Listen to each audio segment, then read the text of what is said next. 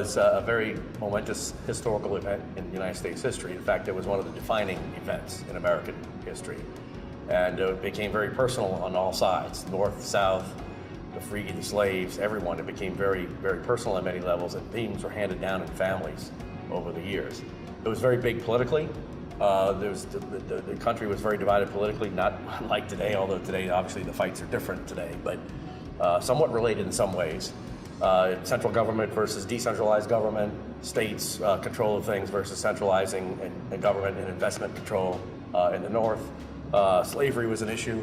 Some say it wasn't, but it was obviously an issue for some and many people in the South and some of the North and the abolitionist crowd. And so all these factors came into play to split the country upon the election of a new party, Abraham Lincoln and the Republican Party. So that drives a lot of interest. Financially, it actually was also very interesting as well. I would argue that the South lost the war first because of slavery, denying the rights and then the opportunity to utilize those human resources appropriately to fight the war, and then of course losing the ability to get support from England and France and other countries. So that was number one. But number two was financial. The country was used to gold and silver and copper coins at that point. People did not trust paper money because of the experience with the continental paper money at the time, but a whole bunch of new paper money came out. The North, created the new legal tender notes that became fiat money for the North, which was reluctantly and then more accepted over time. It became the foundation for the money system we have today. So the monetary system we have today has its roots in 1861 and 1862 in the North. In the South, they experimented with Treasury notes, and states issued notes, and the local localities issued notes, etc. And the Confederate Treasury notes were never legal tender like the Northern notes, but they were accepted by patriotic Southerners that were fighting for the cause, although they devalued over time as prospects dimmed for the Confederacy of winning. So there's a big historical center on this. And they mean stuff to people. They impacted the war. So for example, the South had trouble moving money from where they were printing it and signing it in Richmond to places like New Orleans. And they were printing some money in New Orleans, but they had to ship it to Richmond to have it signed and registered, and then they had to ship it back to New Orleans. The Southern Railroad system wasn't very good, and it took a long time to make that happen. So there were shortages. The further you got away from Richmond, there were shortages of money. Shortages of money to pay troops, shortages of money to pay contractors. So for example, they were building an ironclad, the Louisiana, in New Orleans. This ironclad was noted to be more fearsome than the Virginia or the Merrimack. But it wasn't completed because what happened was the South didn't have the money to pay the contractor, so they quit. They stopped. They stopped work for 4 months.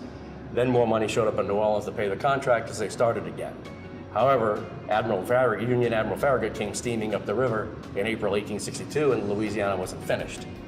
And so they had to blow it up. Had that ironclad been finished and worked effectively, it would have basically chased Farragut back out of the river, because Farragut came with wooden ships, and he would have been blown out of the water by that ironclad. So there's a direct impact. New Orleans fell much earlier than it might have because of the lack of money in the financial system the Confederacy created. Another interesting story is, and this is one of an interesting customer I had, an older African-American gentleman in Georgia who was descended from freed slaves from Sherman's March. He inherited, and so his great-grandfather was freed by Sherman in 1864 when he was marching through Georgia, south and east of Atlanta. And the freed slaves followed Sherman's army.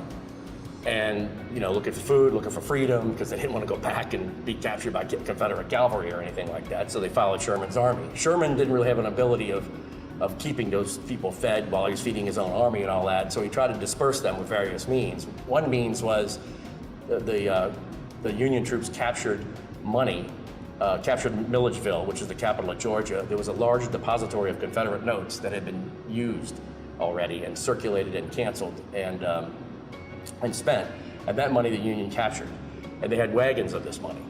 And so what they did was they opened up some of the money and started throwing it off the back of wagons to try to scatter the slaves, because they would go grab the money and take the money. Well, his great-grandfather picked up money. He got the good notes, he called them. The $100 bills with the slaves on them were the good notes, because they were worth the most, and they were and that's when he grabbed a whole bunch of those, and he passed them down in his family.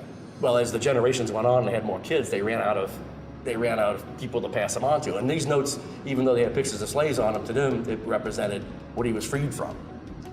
and the first money he got from when he was freed from. And so that's the story he told that he's passed down to his kids. Well, this gentleman, his great-grandson, called me, I don't have any more to pass out to the kids and the grandkids. So he bought some to pass out, to extend it out to further in the family. So that was really kind of a cool story from an African-American perspective in the South. So there was another monetary experiment. So this thing has very personal roots, very long-running roots in American history on all sides.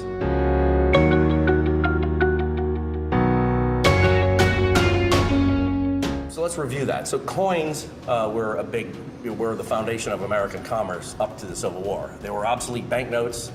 The banks issued paper money. The federal government did not issue paper money. It was illegal for the states to issue paper money.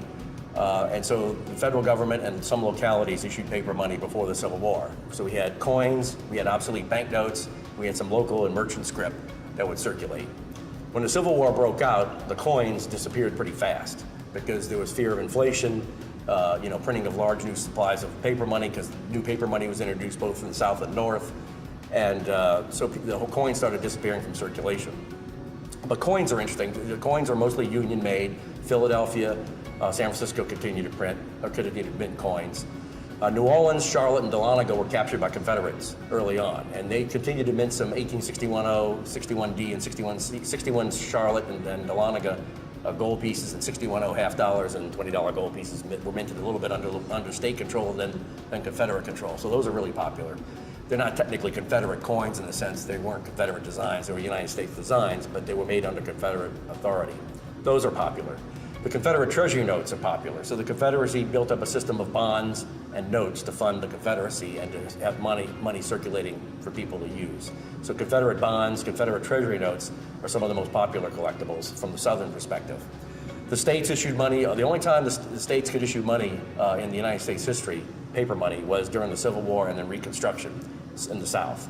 Under the Confederate Constitution, the states could issue money. They had that right to do that. In the North, in the U.S. Constitution, they did not.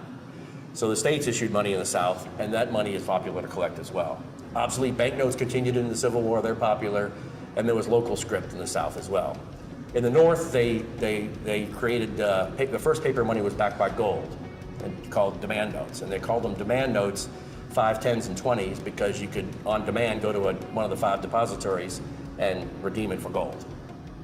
And when the war broke out, and they first issued these things in the war, and then they lost First Manassas, and the war looked like it was going to be a long war, the Union guys rushed and they started turning these money in to get gold because they didn't want to keep the paper money. They figured it would devalue. So the United States had trouble getting people accepting, paper money, and when they did, they turned it in. So they started paying their soldiers and all government contracts in paper money in 1861, and then in 1862 they came out with legal tender fiat money, not backed by gold, and people didn't want to take it either because now you couldn't even turn it in for gold. But the government paid all the people I described, and the government in a wartime economy had a big footprint in the economy with soldiers, sutlers, merchants, all those kinds of people, factories. Everybody was starting to get paid in this stuff from the government. So it became accepted over time, although it fluctuated in value. Went down in value. It looked like the North was going to lose, and then when the North was winning, it kind of came back in value as the war went on. So that's popular. The coins disappeared in the North, so fractional currency was issued by the federal government. Obsolete banknotes continued, but in 1863, Lincoln signed the National Currency Act, which converted obsolete banknotes of all the myriads of designs into a standardized currency that was harder to counterfeit. And so starting in 1863, banks started registering as national banks. That's where the term national bank came from. By 1865, a lot of the obsolete banknotes in the North were now converted over to national currency notes, standardized notes. So those are popular to collect, and they went on into the 1920s, I believe. So that's a popular series. And then encased postage for small change, and fractional currencies made by merchants. Those things are all popular as well.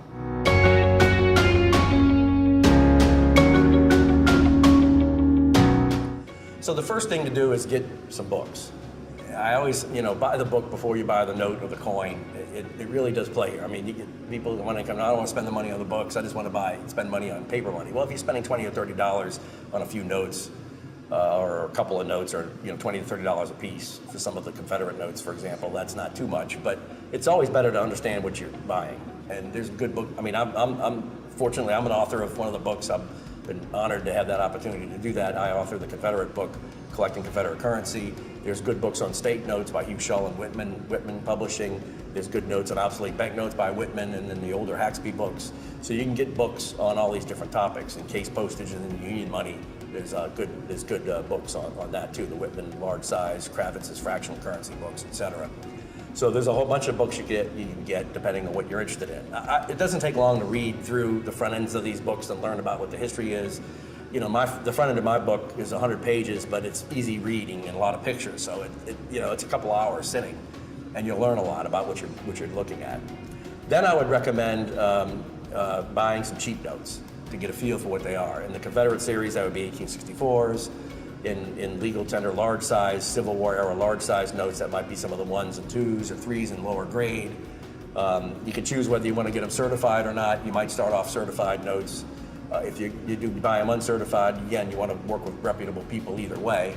But especially if they're uncertified, you want to make sure you're getting genuine notes and stuff, and reputable dealers know how to tell. And Confederate money, Confederate Union money and Confederate money, the vast majority of it's easy to tell from the counterfeit stuff and the fake stuff and the souvenir stuff.